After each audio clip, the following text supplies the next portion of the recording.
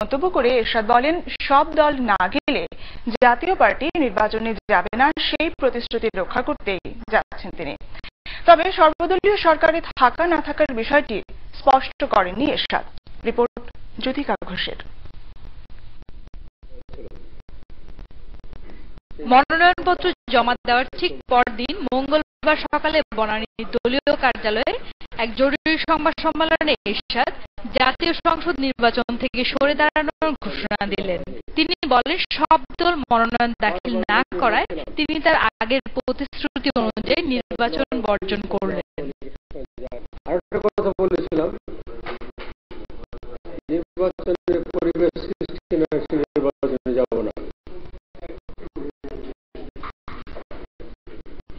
নির্বাচনের পরিবেশ নেই, গাড়ি জ্বলছে, মানুষ মরছে, মানুষ পুড়ে মরছে, সম্পত্তি ধ্বংস হচ্ছে, অরাজকতা সৃষ্টি হয়েছে, মানুষের দুঃখের শেষ নাই, অর্থনীতি ধ্বংসের পথে, একটা বড় একটা গার্মেন্ট ইন্ডাস্ট্রি পুড়ে যাচ্ছে, আমাদের ভ্রুক্ষেপ নেই। মানুষের মৃত্যুর জন্য আমাদের কাছে কিছু নয়, কোনো মূল্য নেই। এই পরিবেশ নেই নির্বাচন করার। আবার ঘোষণা করছি, আমি জাতীয় পার্টি নির্বাচনে অংশগ্রহণ করবে না। সব দলের অংশগ্রহণের মাধ্যমে নির্বাচনের পরিবেশ তৈরি হলে জাতীয় পার্টি নির্বাচনে যাবে বলে জানান এরশাদ। তবে সর্বদলীয় সরকার প্রস্তাবটি তারই ছিল বলে দাবি করেন এরশাদ। সকালে একটা বলে, বিকালে একটা বলে, কথাটা কতটা সত্য জানি না আমি, কিছুটা হলেও সত্য। জাতীয় পার্টি বলতে এখন এরশাদকে বোঝায়, সেটা দুঃখের বিষয়। আমি একটা বিকল্প চেয়ারম্যান সৃষ্টি করতে পারিনি। আমি না থাকলে জাতীয় পার্টি থাকে না। আমি জেলে গেলে জাতীয় পার্টির অস্তিত্ব বিলীন হয়ে যায়। বাধ্য হয়ে অনেক কিছু সহ্য করতে হয়েছে আমাকে, বাধ্য হয়ে আমাকে অনেক কিছু সহ্য করতে হয়েছে। আরেকটা কারণ সমর্থন দিয়েছিলাম গাজীপুরে, বারবার বলে এসেছিলাম, এক এরশাদ নয়, দুই এরশাদ যে আওয়ামী লীগের সঙ্গে যায়, আওয়ামী লীগ নির্বাচন হতে পারবে না। সে জিনিসটা প্রমাণিত হয়েছিল। আর একটা নির্বাচনে এক প্রতিশ্রুতি দিয়েছিলাম, সব দল নির্বাচন না হলে নির্বাচন যাব না। আমি প্রতিশ্রুতি রক্ষা করেছি। সব দল আসে নির্বাচনে, সেই নির্বাচন দেখেছি, আমি সেই নির্বাচনে যাচ্ছি না। জাতীয় পার্টির যেসব সদস্য মনোনয়নপত্র জমা দিয়েছেন তাদের তা প্রত্যাহারের নির্দেশ দেন এরশাদ। জ্যোতিকা ঘোষ, বাংলা ভিশন, ঢাকা। এদিকে এরশাদের নির্বাচন বর্জনের ঘোষণাকে স্বাগত জানিয়েছেন কাজী জাফর আহমেদ। সেই সাথে মন্ত্রী পরিষদ থেকে এরশাদের নেতৃত্বাধীন জাতীয় পার্টির মন্ত্রীদের পদত্যাগের আহ্বান জানিয়েছেন তিনি। রাতে রাজধানীর ইউনাইটেড হাসপাতালে সাংবাদিকদের কাছে তার এই আহ্বানের কথা জানিয়েছেন কাজী জাফর। এতে আমাদের প্রাথমিক বিজয় অর্জিত হয়েছে। আমরা যে প্রশ্নে এরশাদ সাহেবের সাথে আমরা মতপার্থক্য দেখা দিয়েছিল, তার আজকের এই বক্তব্যের মাধ্যমে আমাদের সেই বক্তব্যেরই স্বীকৃতি হয়েছে। আমাদের সাবেক চেয়ারম্যান এরশাদ সাহেবকে আহ্বান জানাব যে আপনি আর কোনো বিভ্রান্তি সৃষ্টি না করে আপনি অবিলম্বে মন্ত্রী পরিষদ থেকে আপনার সদস্যদের বের করেন, তাহলে জনগণ আপনাকে আর সন্দেহ বা সংশয় না। অন্যদিকে জাতীয় পার্টির যুগ্ম মহাসচিব রেজাউল ইসলাম ভূঁইয়া দাবি করেছেন, এরশাদ নির্বাচন বর্জনের কথা বলেননি, সুষ্ঠু পরিবেশ তৈরি না হওয়ায় দলীয় প্রার্থীদের প্রার্থিতা প্রত্যাহারের নির্দেশ দিয়েছেন। সন্ধ্যায় জাতীয় পার্টির মহাসচিব রুহুল আমিন হাওলাদারের গুলশানের ব্যবসায়ী কার্যালয়ে রুদ্ধদ্বার বৈঠক করেন দলের শীর্ষ কয়েকজন নেতা। এতে পানি সম্পদ মন্ত্রী ব্যারিস্টার আনিসুল ইসলাম মাহমুদ ও প্রধানমন্ত্রীর উপদেষ্টা জিয়াউদ্দিন বাবলু অংশ নেন। পরে রুহুল আমিন হাওলাদার জানান, তারা উদ্ভূত পরিস্থিতি পর্যালোচনা করেছেন, দলীয় চেয়ারম্যানের সঙ্গে আলোচনা করে বুধবার পরবর্তী সিদ্ধান্ত জানাবেন। তবে দলের যুগ্ম মহাসচিব রেজাউল ইসলাম ভূঁইয়া জানান, এরশাদ তার 4 পৃষ্ঠার লিখিত বক্তব্যে একবারও নির্বাচন বর্জনের কথা বলেননি। আপনারা যদি ওই সংবাদ সম্মেলনে থাকেন তাহলে সেই জিনিসটা হবে। আমরা যে নির্বাচন বর্জন করছি এরকম কথা কিন্তু চেয়ারম্যান এই 4 পৃষ্ঠার কোথাও বলে নাই। নির্বাচন বর্জন করছে এটা বলে নাই, বলা হয়েছে যে পরিবেশগত কারণে, সব দল অংশগ্রহণ না করার কারণে আমাদের প্রার্থীরা এখন প্রত্যাখ্যান করতে হবে। থ্যাংক ইউ ভাই। জাতীয় পার্টি নির্বাচন বর্জনকে স্বাগত জানিয়ে বিবৃতি দিয়েছে বিএনপির যুগ্ম মহাসচিব এবং দলের মুখপাত্র সালাউদ্দিন আহমেদ। জাতীয় পার্টির মতো অন্য দলগুলো একতরফা নির্বাচন থেকে সরে আসবে বলে আশা প্রকাশ করা হয় এই বিবৃতিতে। মঙ্গলবার বিকেলে অজ্ঞাত স্থান থেকে পাঠানো বিবৃতিতে বিএনপির মুখপাত্র বলেছেন, দেশবাসী আজ অবাক দৃষ্টিতে গণতন্ত্রের সব যাত্রা দেখছে। সমগ্র জাতি কারারুদ্ধ, অবরুদ্ধ গণতন্ত্র। সারা বাংলার মানুষ আজ পুলিশের রিমান্ডে রয়েছে। গণবিচ্ছিন্ন এবং জনরোষে নিপতিত সরকার নিজেকে রক্ষা করতে দলীয় সন্ত্রাসী ও পেটোয়া পুলিশ বাহিনী দিয়ে আন্দোলনকারী জনতার উপর জঘন্য হত্যাযজ্ঞ চালাচ্ছে বলে উল্লেখ করা হয় এই বিবৃতিতে। বিবৃতিতে আরো বলা হয়, একদলীয় প্রহসনের নির্বাচনে তথাকথিত মনোনয়নপত্র দাখিলের মহড়া হয়ে গেল। একদলীয় স্বৈরশাসন চিরস্থায়ী করতে প্রধানমন্ত্রীর নির্দেশনায় ও প্রযোজনায় এই নাটক মঞ্চস্থ হয়েছে। এরশাদের নির্বাচনে না যাওয়ার ঘোষণায় একদলীয় সরকারের মুখোশ খুলে দিয়েছে মন্তব্য বিশিষ্টজনদের। তাদের মতে এটি এরশাদের শেষ কথা নয়। আর তার এই ঘোষণাকে দর কষাকষির ঘোষণা উল্লেখ করে তারা বলেন, জাতীয় পার্টি নির্বাচনে না গেলে আগামী নির্বাচন নিয়ে প্রশ্ন আরো বাড়বে। বাংলাভিশনকে দেওয়া সাক্ষাৎকারে এসব কথা বলেছেন সাবেক উপদেষ্টা ডক্টর আকবর আলী খান এবং ঢাকা বিশ্ববিদ্যালয়ের শিক্ষক ডক্টর সৈয়দ আনোয়ার হোসেন। রিপোর্ট রিশান নাসরুল্লাহ। আমাদের কাছে কিছু নয়। নির্বাচনে না যাওয়ার ঘোষণা রাজনীতিতে অবিরাম ভুল পাল্টানো আর ডিগবাজি দেয়া জাতীয় পার্টির চেয়ারম্যানের। আমি জাতীয় পার্টি নির্বাচন অংশগ্রহণ করবে না। এরশাদের ডিগবাজি শেষ নেই। এ ঘোষণাই বা কতক্ষণ স্থায়ী হবে তা নিয়ে সংশয় বিশিষ্টজনদের। ডিগবাজি খাওয়া তার রাজনীতি জীবনের নতুন কিছু না। কাজেই তিনি যে ঘোষণা দিয়েছেন এটা কতটুক বাস্তব আর কতটুক দর কষাকষির প্রক্রিয়া এটা এই মুহূর্তে নিরূপণ করা সম্ভব না। তবে অতীতে আমরা যেটা দেখেছি সেটা হলো যে দর কষাকষিতে তিনি বেশ ভালো ফল পেয়েছেন। আচরণের মধ্যে এখনো অসঙ্গতি রয়ে গেছে, কারণ তার মনোনীত যারা মন্ত্রিসভায় যোগ দিয়েছেন তারা কিন্তু মন্ত্রিসভার থেকে এখনো পদত্যাগ করেননি।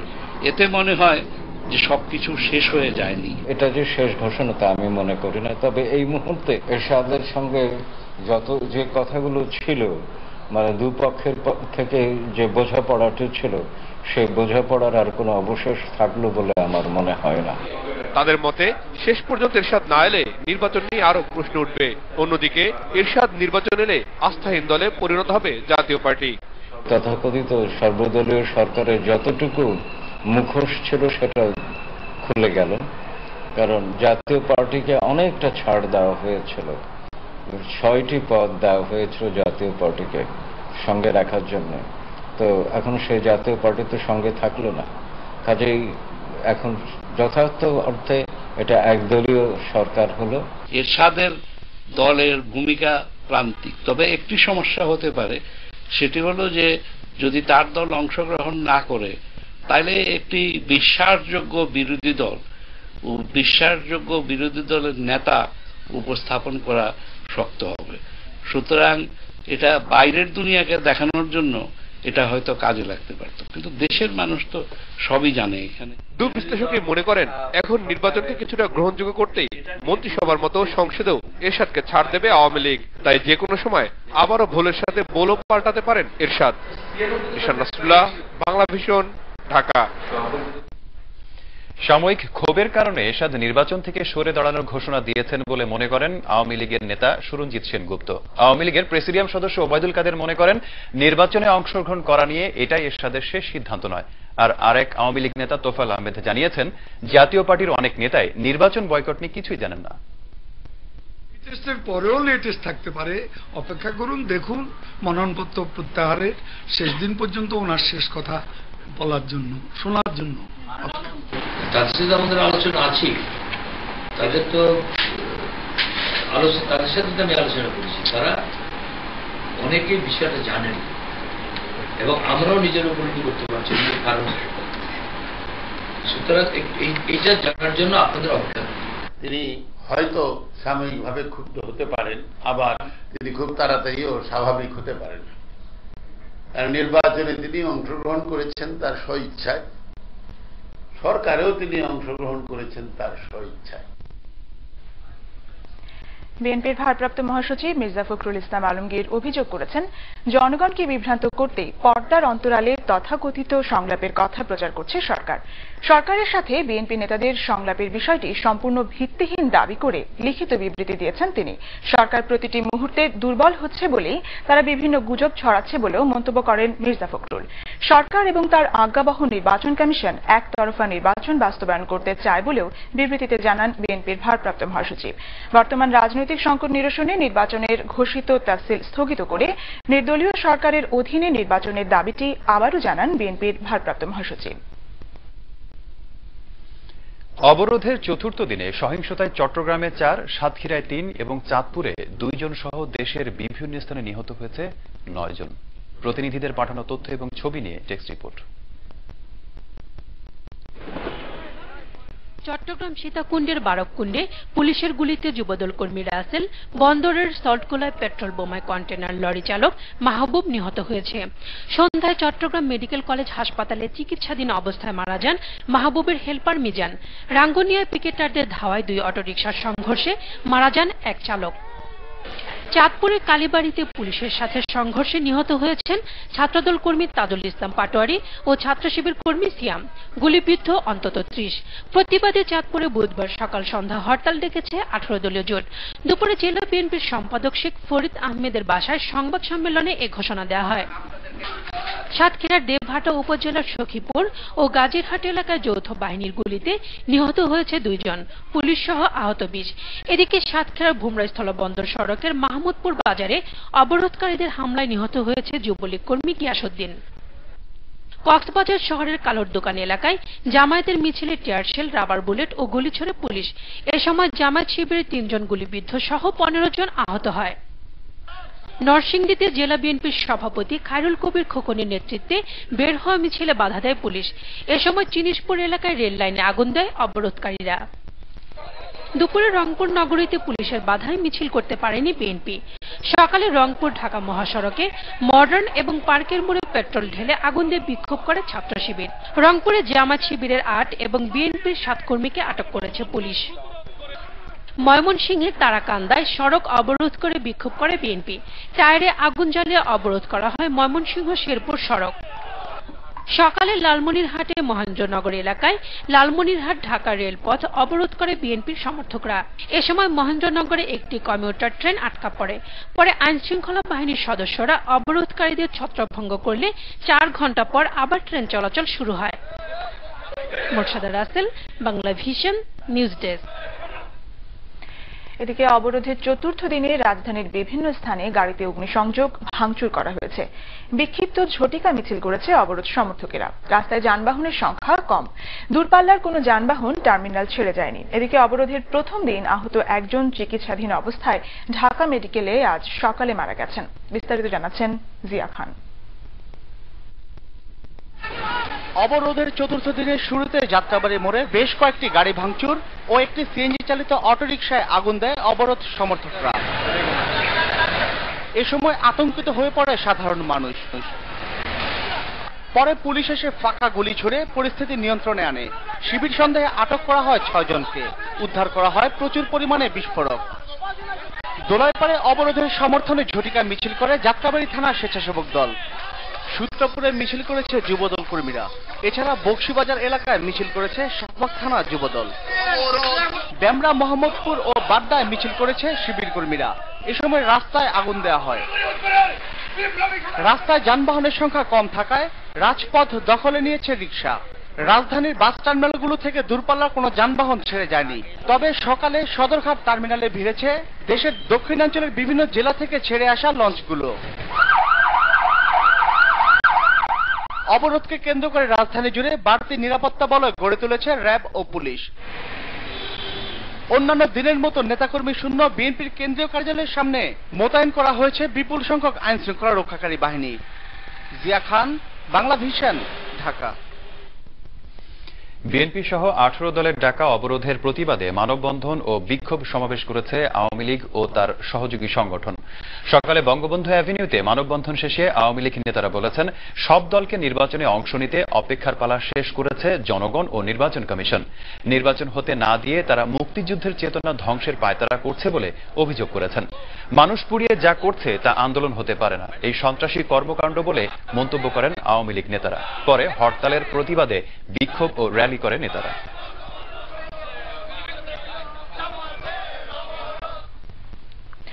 আগুন নিয়ে যারা খেলছে তাদের বিরুদ্ধে প্রতিরোধ গড়ে তোলার আহ্বান জানিয়েছেন প্রধানমন্ত্রী শেখ হাসিনা।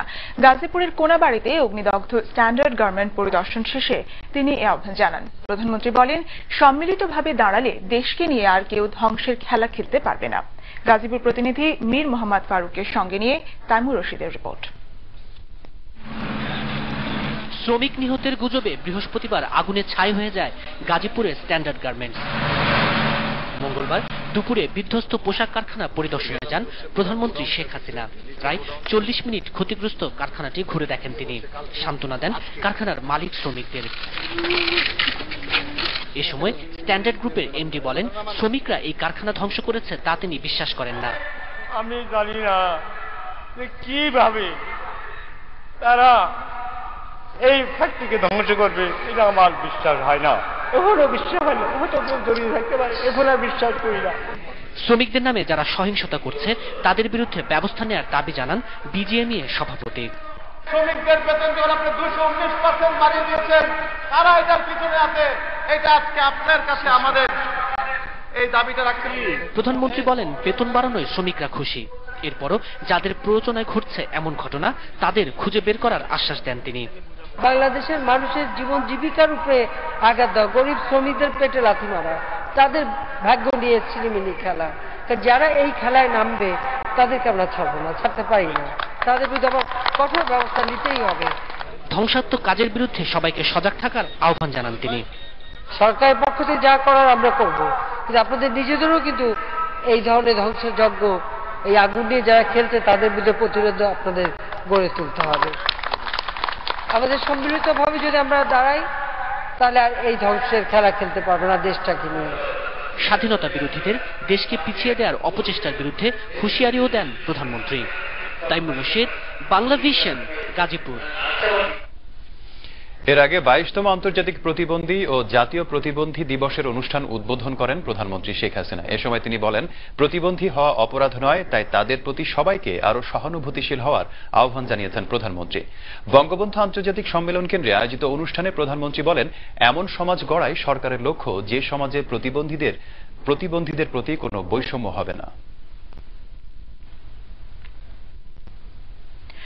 সময় ফুরিয়ে আসছে উল্লেখ করে প্রধান নির্বাচন কমিশনার কাজী রকিবউদ্দিন আহমেদ আবারও সব দলকে সমঝোতায় আসার আহ্বান জানিয়েছেন। জাতীয় পার্টির চেয়ারম্যান হুসেইন মোহাম্মদ এরশাদের নির্বাচন থেকে সরে দাঁড়ানোর ঘোষণায় একতরফা নির্বাচন হচ্ছে কিনা তা মনোনয়ন প্রত্যাহারের সময় শেষ হওয়ার পর বোঝা যাবে বলেও জানান তিনি। রিপোর্ট শারমিন ইব্রাহিমের। অতীতের যে কোনো নির্বাচনের চেয়ে কম মনোনয়নপত্র জমা পড়েছে দশম জাতীয় সংসদ নির্বাচনের জন্য। মাত্র 1107 জন প্রার্থী মনোনয়ন জমা দিয়েছেন শেষ সময় পর্যন্ত। এর মধ্যে নির্বাচনে অংশ না নেয়ার ঘোষণা দিলেন জাতীয় পার্টি চেয়ারম্যান। নির্বাচনে অংশগ্রহণ করবে না। গণপ্রতিনিধিত্ব আদেশ অনুযায়ী এজন্য জাতীয় পার্টির প্রার্থীদের প্রত্যেককে আলাদাভাবে মনোনয়ন প্রত্যাহার করতে হবে। এই ঘোষণায় একতরফা নির্বাচন হবে কিনা তা স্পষ্ট নয় বলে মনে করেন সিইসি। দেখা যাক, এটা ওই প্রত্যাহারের পরেই বোঝা যাবে। দেশের বিদ্যমান আইন শৃঙ্খলা পরিস্থিতির উন্নতি হবে এবং সহিংসতাও কমে আসবে বলে এখনো আশা সিইসির। রাষ্ট্রপতির কাছে যখন আমরা গেছি সেখান থেকে আপনারা দেখেন 14 দিন, 2 সপ্তাহ চলে গেছে, সুস্পষ্ট কোনো অগ্রগতি হয়নি এই 14 দিন।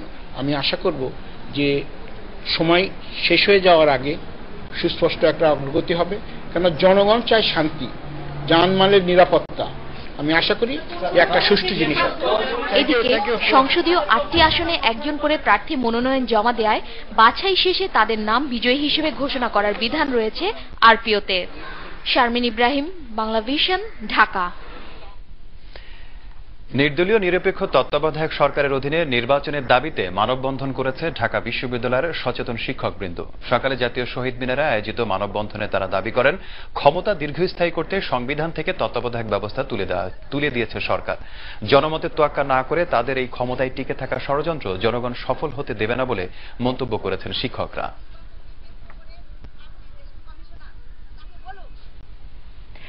বিরোধী দলকে তাদের দাবি দেওয়া নিয়মতান্ত্রিক উপায়ে উত্থাপনের সুযোগ দিতে সরকারের প্রতি দাবি জানিয়েছেন মার্কিন রাষ্ট্রদূত ড্যান মজিনা। একই সঙ্গে সব ধরনের রাজনৈতিক সহিংসতা বন্ধেরও তাগিদ দিয়েছেন তিনি। সকালে সচিবালয়ে বিভিন্ন মন্ত্রীর সঙ্গে বৈঠক করে তিনি এসব নিয়ে উদ্বেগ প্রকাশ করেন। Violence from any quarter is not acceptable, is not part of the democratic process, and must stop. Political parties have a right to space, a right to freely and peacefully express their views.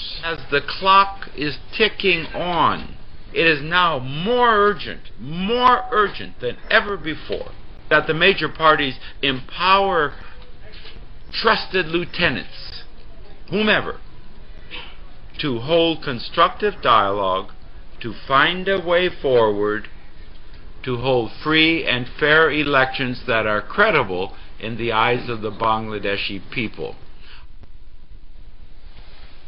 বাংলাদেশের চলমান রাজনৈতিক পরিস্থিতিতে ইউরোপীয় ইউনিয়নের অবস্থান আগের মতোই রয়েছে জানিয়েছেন ইইউ ডেলিগেশন প্রধান উইলিয়াম হানা। গত 30 নভেম্বর ইইউ এর পররাষ্ট্র বিষয়ক প্রধান ক্যাথরিন অ্যাস্টন বিবৃতিতে বাংলাদেশের চলমান অবস্থা নিয়ে উদ্বেগ প্রকাশ করে বলেছিলেন, পরিস্থিতির উন্নতি এবং সমঝোতা হলে নির্বাচনে তারা পর্যবেক্ষক পাঠাবেন।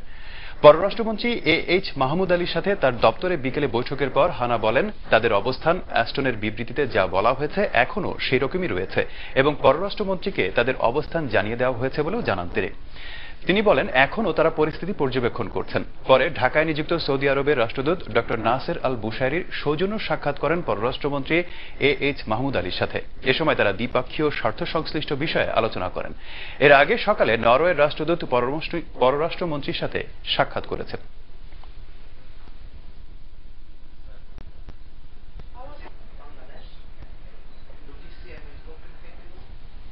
সময় হলো বিরতির। স্বপ্নধারার সংবাদ বিরতি, সাথেই থাকুন। ফিরে এসে থাকছে দুর্নীতি কমে বাংলাদেশের অবস্থান 16তম বৈশ্বিক দুর্নীতি সূচক রিপোর্ট প্রকাশ।